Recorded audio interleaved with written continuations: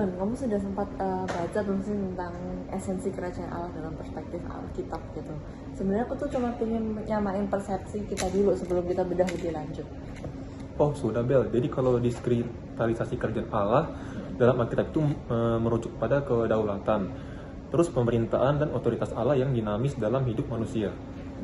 Konsep ini tidak dibatasi oleh sedikit geografis. Secara ekatologis, sifatnya itu already but not yet.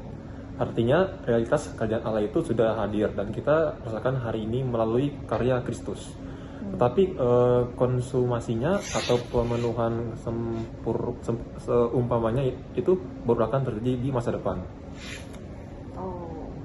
Poin yang bagus sih. Nah, kalau secara kontras dengan konsep megapolitik atau kerajaan dunia, perbedaannya itu sangat fundamental ya.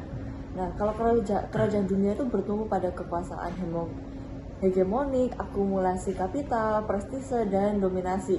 Namun sementara kalau di kerajaan Allah itu malah mengusung sistem nilai yang paradoks melalui kekuasaan lewat pelayanan, kebesaran lewat kerendahan hati, dan pemulihan melalui kasih dan yang berkorban.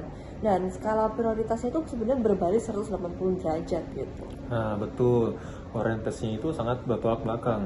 Disinilah pentingnya prinsip dikaisone atau kebenaran keadilan yang menjadi fondasi kerajaan Allah.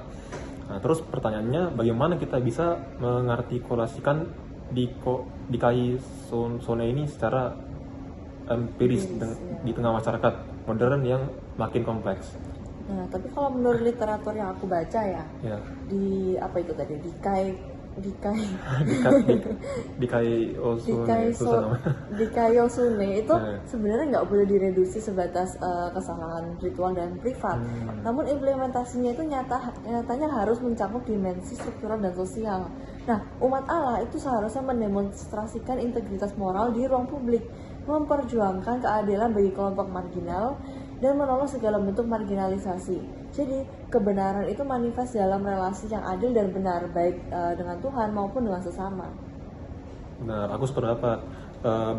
Berangkat dari pemahaman itu, posisi kita sebagai mahasiswa Kristen hari ini jadi krusial banget. Kita dikepung oleh ekosistem yang korup, terus konsumtif, apatis, dan mengalami degradasi moral yang masif. Kita tidak bisa cuma jadi penonton yang pasif. Kita juga harus lebih proaktif nih, berarti sebagai agen perubahan, agent of change gitu kan. Jadi di ranah akademis kita bisa memutus rantai korupsi dengan menjaga integritas. Terus kita juga bisa menolak plagiarisme atau kecurangan.